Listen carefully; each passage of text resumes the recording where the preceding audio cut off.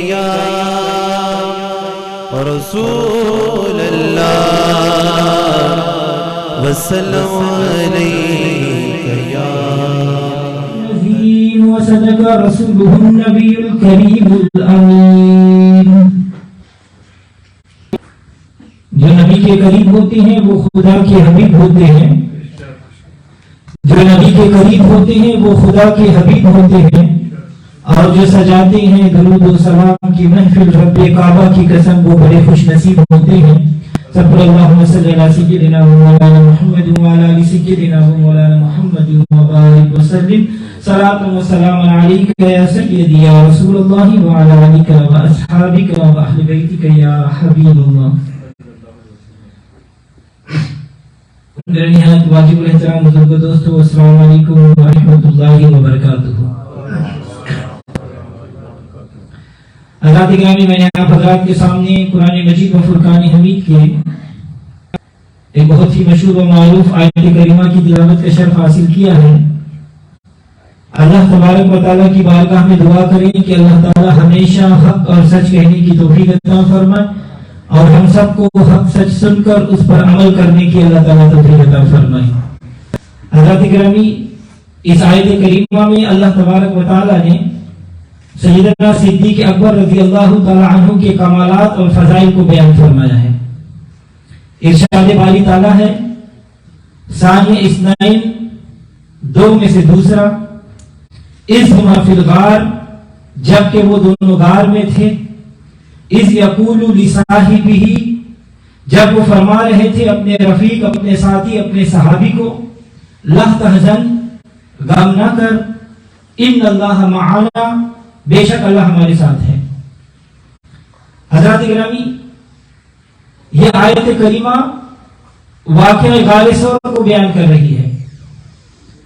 جب حضور صلی اللہ علیہ وسلم مکہ مکرمہ سے ہجرت فرما کر مدینہ منورہ کی طرف تشریف لے گئے تو اس مبارک سفر میں آپ صلی اللہ علیہ وسلم کی رفاقت کا شرف حضرت سیدنا صدیق اکبر رضی اللہ تعالیٰ عنہ کو حاصل ہوا.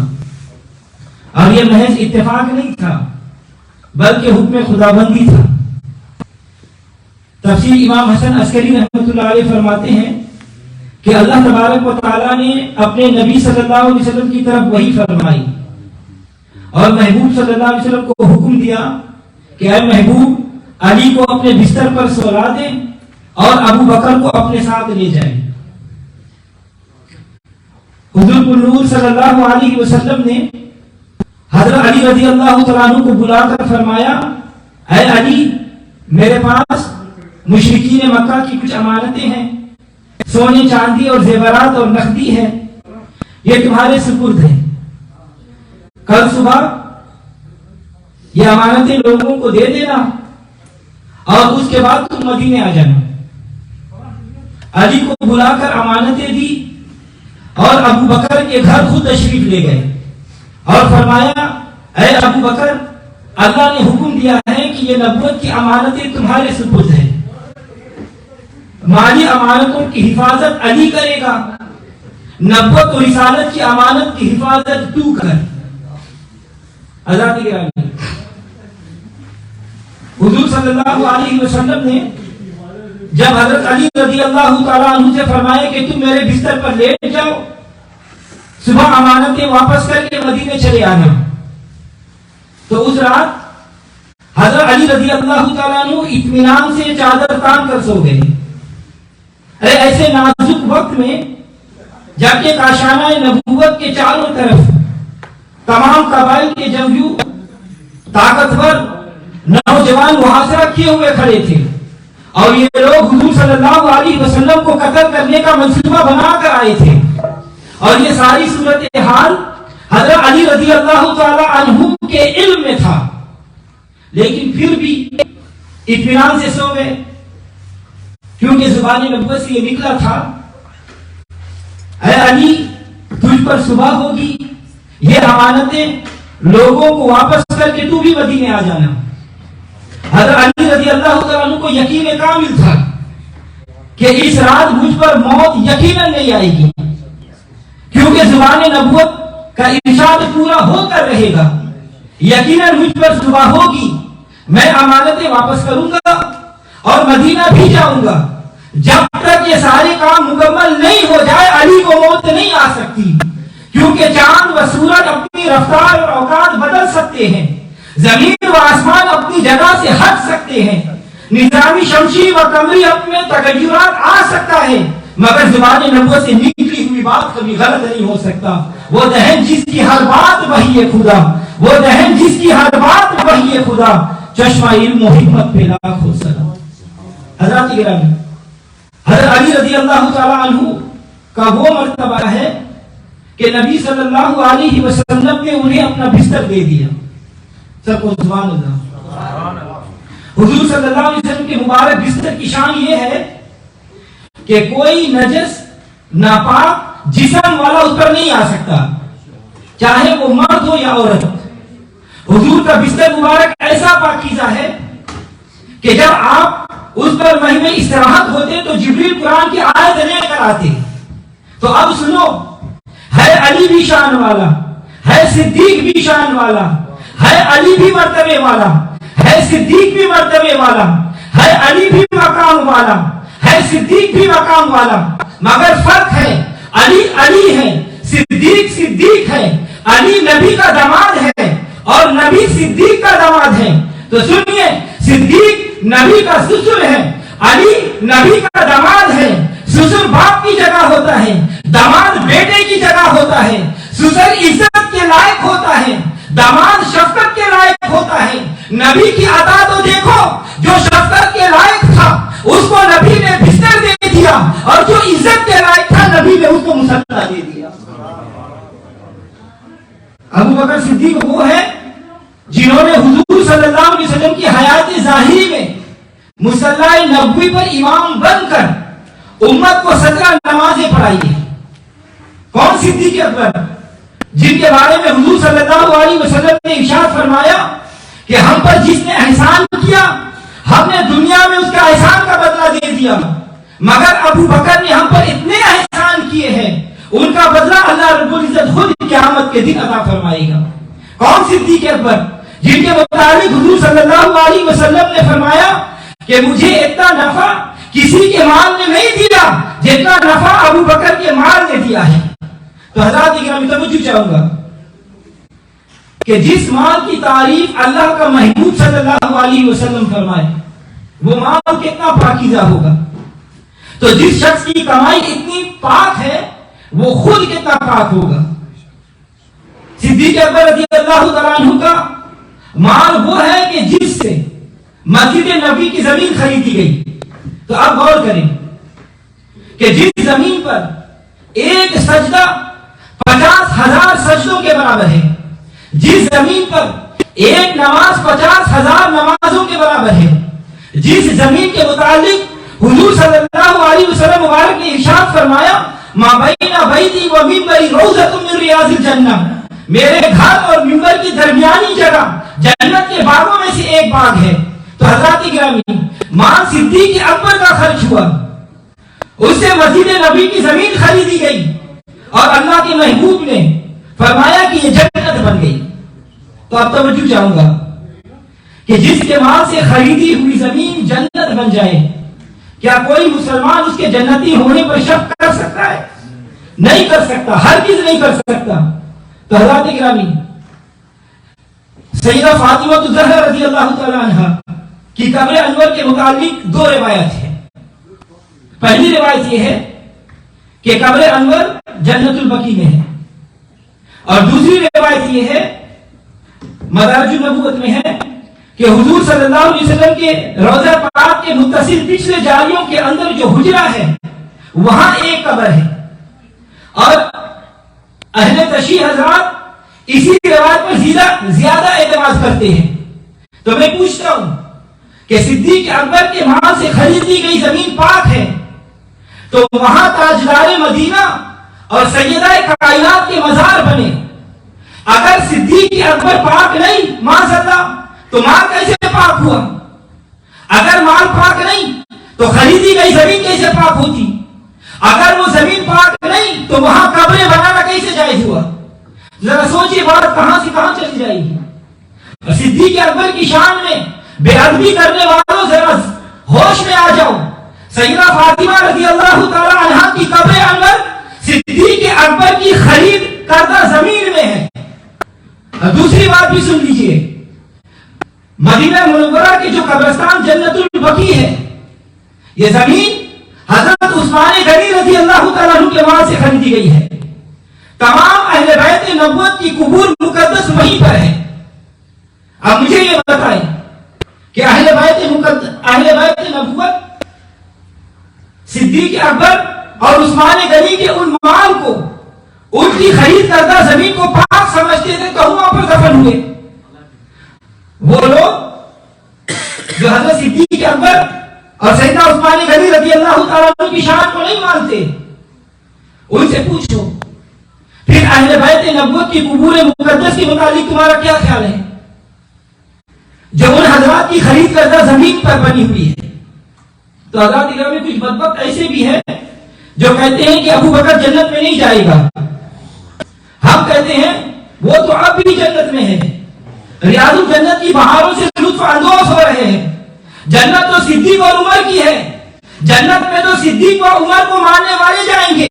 اور رب کعبہ کی قسم، رب محمد کی قسم، جو ان کے منکر ہیں انہیں جنت کی ہوا بھی نہیں ملے گی. حضرات گرامی، صدیق اکبر کا مال کتنا پاکیزہ ہے کہ جس کی تعریف حضور صلی اللہ علیہ وسلم فرما رہے ہیں. حضرت صدیق اکبر کی عادت مبارکہ تھی کہ اپنا سارا مال حضور صلی اللہ علیہ وسلم کے قدموں میں نچھاور کر دیتے تھے. آپ عرب کے مالدار ترین افراد میں سے ایک تھے، کپڑے کے بہت بڑے تاجدار تھے، تاجر بھی تھے، اور سارا مال نبی صلی اللہ علیہ وسلم کے پاک قدموں میں قربان کر دیا.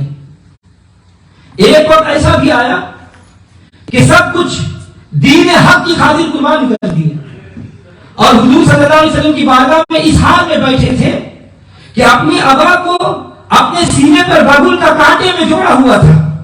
اور اسی وقت جبریل امین نازل ہوئے اور حضور سے پوچھا، یا رسول اللہ صلی اللہ علیہ وسلم، میں ابو بکر کو اس حالت میں دیکھ رہا ہوں. تو حضور صلی اللہ علیہ وسلم مبارک نے فرمایا، اے جبریل، ابو بکر نے سارا مال مجھ پر خرچ کر دیا ہے. تو جبریل نے کہا، یا رسول اللہ، انہیں اللہ کا سلام پہنچائیے اور ابو بکر سے پوچھیں کیا اپنے اس فقر میں اللہ سے راضی ہو یا ناراض. تو حضور صلی اللہ علیہ وسلم نے پوچھا، اے ابو بکر، اللہ رب العزت تم پر سلام فرماتے ہیں اور پوچھتے ہیں کہ اس حالت فقر میں مجھ سے راضی ہو یا ناراض. تو حضرات گرامی، جب حضرت صدیق اکبر نے زبان نبوت سے سن کر کہ مجھ پر خدا سلام بھیج رہا ہے تو ذوق میں آ گئے، وجد میں آ گئے، جھوم اٹھے اور عرض کرنے لگے، میں اپنے رب سے راضی ہوں، میں اپنے رب سے راضی ہوں، میں اپنے رب سے راضی ہوں. نعرہ تکبیر، اللہ اکبر، نعرہ رسالت، مسلک اہل سنت زندہ باد. حضرات گرامی، الحمدللہ، اللہ تبارک و تعالیٰ کا لاکھ لاکھ شکر ہے کہ ہم اہل سنت و جماعت ہیں. ہمارا موقف یہ ہے کہ علی مرتضیٰ بھی شان والے ہیں، صدیق اکبر بھی شان والے ہیں، ہم سب کو مانتے ہیں. لیکن ذرا اس پر بھی غور کریں، علی علی ہے، صدیق صدیق ہے. علی ساری زندگی جب ضرورت پڑی نبی کے گھر سے کھاتے رہے، اور یہ کوئی معمولی بات نہیں، بہت بڑا مرتبہ ہے. کیونکہ منگتے تو ہے، منگتے کوئی شاہوں میں دکھا دو، منگتے تو ہے، منگتے کوئی شاہوں میں دکھا دو جس کو میرے سرکار سے ٹکڑا نہ ملا ہو. اور صدیق وہ ہے جو سارا مال نبی پر لٹاتا رہا. علی علی ہے، صدیق صدیق ہے. علی نے بیٹی دی، صدیق نے بیٹی دی. علی نے بھی اعلان اسلام کیا، صدیق نے بھی اعلان اسلام کیا. فرق یہ ہے کہ جب علی مسجد نبوی میں نماز کے لیے آئے تو صدیق اکبر مصلی نبوی پر کھڑے امامت کرا رہے تھے.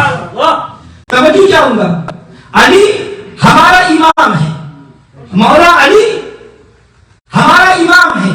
اصفیاء ہو، اولیاء ہو، افتاب ہو، اغیاث ہو، ابدال ہو، کوئی بھی ولی ہو، علی سب کا امام ہے.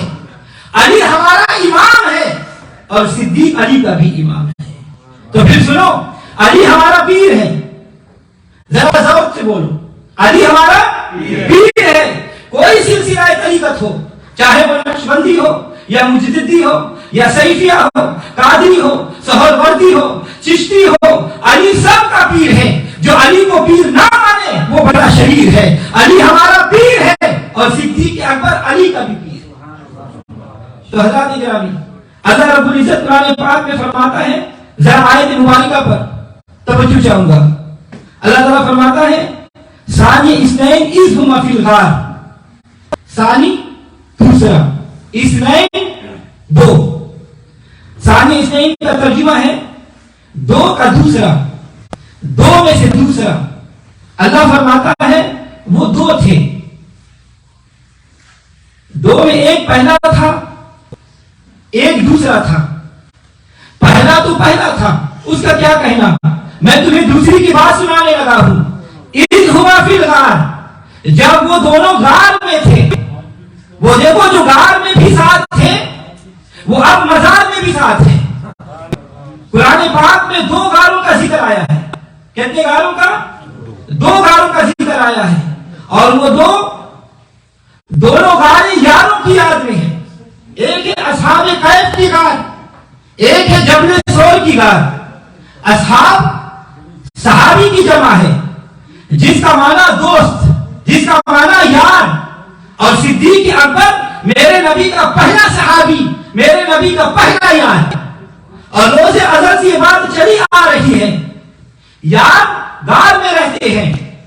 یار اور غار کا کوئی بڑا گہرا تعلق ہے, کیونکہ ہے رسم عاشقی میں الگ سب سے بیٹھنا. یار غار کا لقب صدیق اکبر کے لیے ایسا مشہور ہوا کہ دنیا میں ڈنکے بج رہے ہیں, دہائی مچی ہوئی ہے, یار غار یار غار یار غار. نام لو یا نہ لو, صرف اتنا کہے تو یار غار تو دنیا جھوم اٹھتی ہے اور فوراً سیدنا صدیق اکبر رضی اللہ تعالیٰ عنہ کا تصور آ جاتا ہے.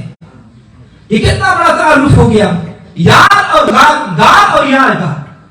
حضرات گرامی توجہ چاہوں گا, اللہ تعالیٰ ارشاد فرماتا ہے لا تحزن, غم نہ کر, ان اللہ معنا, اللہ ہمارے ساتھ ہے. بعض لوگوں نے یہاں پر اعتراض کیا, وہ کہتے ہیں کہ حضور کو اس لیے فرمانا پڑا لا تحزن, اے صدیق حزن نہ کر, اے صدیق غم نہ کر, کیونکہ صدیق اکبر نے جب دیکھا کہ مکہ کے کافر اور مشرک تلاش کرتے کرتے غار کے منہ پر آ گئے ہیں تو انہوں نے زور زور سے رونا شروع کر دیا. تو حضور صلی اللہ علیہ وسلم نے صدیق اکبر کو فرمایا اے صدیق لا تحزن, شور نہ مچا, غم نہ کر, ورنہ یہ کافر اور مشرک سن کر اندر آ جائیں گے اور ہم دونوں کو ختم کر دیں گے معاذ اللہ.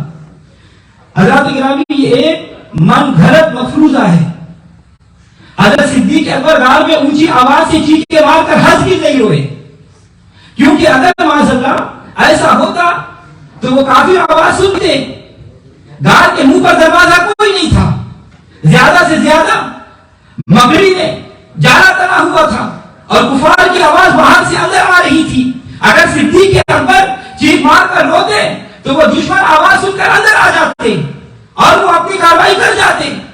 تو اب تعجب کی بات یہ ہے کہ وہ مکہ کے کافر جو غار کے منہ پر تھے انہیں تو صدیق اکبر کی رونے کی آواز نہیں پہنچی, اور یہ 1400 سال کے بعد ان لوگوں کی کیسے پہنچ گئی. تو معلوم ہوتا ہے کہ انہوں نے اپنی طرف سے یہ جھوٹ بنایا ہوا ہے. ہاں اتنا ضرور تھا کہ صدیق اکبر کو غم لاحق ہوا, اسی لیے فرمایا لا تحزن. یہاں بھی کچھ لوگ ہیرا پھیری کرتے ہیں کہ صدیق کو اپنی جان کا غم لگ گیا, حال میں گیا, صدیق کو اپنی پڑ گئی معاذ اللہ. اس طرح بھی لوگ یہاں پر اعتراض کرتے ہیں. تو حضرات گرامی اچھی طرح سے توجہ سے سنیں اور سمجھیں کہ حضور نے فرمایا اے ابو بکر صدیق لا تحزن, حزن نہ کر, غم نہ کر. ایک ہے خوف, ایک ہے حزن. اپنی جان کو خطرہ لاحق ہو تو اسے خوف کہتے ہیں, کسی دوسرے کا غم ہو تو اس کو حزن کہتے ہیں. اور اس پر قرآن پاک کی میں انشاءاللہ 3 آیتیں پیش کرتا ہوں. پہلی آیت اللہ تعالیٰ ارشاد فرماتا ہے अला इन्ना औलिया अल्लाहि ला खौफुन अलैहिम वला हुम यहज़नून, कि बेशक औलिया अल्लाह को ना कोई खौफ है और ना वो गमगीन होंगे। अगर खौफ और हुज़न हम माना होते तो एक ही लफ्ज में अदा हो जाते, तो साबित हुआ खौफ और चीज है और हुज़न और चीज है। और दूसरी आयत मुबारका, जब हजरत यूसुफ अलैहिस्सलाम के गम में याकूब अलैहिस्सलाम 40 बरस तक रोते रहे, कुरान पाक कहता है वबियद्दत ऐनहु मिनल हुज़्न, याकूब अलैहिस्सलाम की दोनों आंखें हुज़न यानी गम से सफेद हो गई। याकूब अलैहिस्सलाम को अपना गम नहीं था बल्कि यूसुफ अलैहिस्सलाम का गम था। मालूम हुआ हुज़न में जो गम होता है वो अपना नहीं होता, वो दूसरे का होता है। और तीसरी आयत, हज़रत मूसा अलैहिस्सलाम की वालिदा ने उन्हें अल्लाह ताला के हुक्म से संदूक में डालकर दरिया में बहा दिया, लेकिन दिल में ख्याल आया कहीं मेरा बच्चा जाया ना हो जाए, दरिया के मोजे उसको गर्क ना कर दे। तो उसी वक्त अल्लाह की तरफ से सकीना और इत्मीनान हज़रत मूसा अलैहिस्सलाम की वालिदा के दिल पर नाजिल हुआ, जिसको कुरान मजीद ने बयान किया वला तखाफी वला तहज़नी इन्ना रद्दुहु इलैकी व जाइलुहु मिनल मुरसलीन। ऐ मूसा की वालिदा, ना डरो और ना ही मूसा का गम कर, मैं खुदा होकर वादा करता हूं कि ना सिर्फ तेरे बच्चे को वापस लाऊंगा बल्कि रसूल भी बनाऊंगा। तो मालूम हुआ खौफ और हुज़न में फर्क है। खौफ अपनी जात से मुतालिक है और गम दूसरे से मुतालिक होता है। तो हज़रत इकराम कुरान पाक की 3 आयत मुबारका से और चौथी आने वाली आयत में लफ्ज़ हुज़न का माना बयान कर रहा हूं। गोया तफसीर कुरान बिल कुरान आपके सामने पेश कर रहा हूं कि लफ्ज़ हुज़न में जो गम है उससे अपना आप मुराद नहीं होता बल्कि दूसरे का गम होता है। जब हजरत सिद्दीक़ अकबर ने गार में बैठे दरवाजे पर कुफार मक्का को चलता फिरता देखा तो सिद्दीक़ अकबर गमगीन हो गए। गम ये था कि मेरे महबूब को नुकसान ना पहुंचाए। हुजूर का गम था। हुजूर ने फरमाया, ऐ अबू बकर ला तहज़न, अबू बकर तू मेरा गम ना कर। मालूम हुआ कि सिद्दीक़ को अपना गम नहीं था बल्कि अपने यार का गम था। और अपना गम होता भी कैसे? गार में जितने सुराख थे वो सर का इमामा फाड़ कर बंद कर दिए, एक सुराख बाकी रह गया, उस पर अपनी एड़ी दबा दी। अगर अपना गम होता तो गार से निकल कर भाग जाते, यहां से कोई चीज निकल कर मुझे डंक ना मार दे। सिद्दीक़ अकबर का अपना इमामा फाड़ कर सुराख बंद करना और एक सुराख पर अपनी एड़ी रखना इस बात का सबूत है कि उन्हें अपना गम नहीं था बल्कि अपने महबूब का गम था। और अपना गम होता तो यूं ना करते कि अपनी जान खतरे में डाल दी और सुराख पर एड़ी रख दी। नीचे सांप था, सांप ने तमाम सुराखों पर चलकर देखा कि सिद्दीक़ ने अपने सर की इज्जत उतार कर आगे रुकावट खड़ी कर दी है।